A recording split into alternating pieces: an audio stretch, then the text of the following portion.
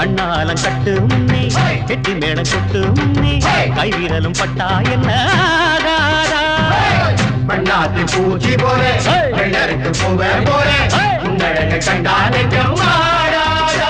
அடி மஞ்ச கிழங்கு சிறு இன்ப கிழங்கு அடி பார்க்காம போனவளே குருவம்மா ஒரு பெண்ணென வந்தது பொண்ணுல பண்ணிய உருவமா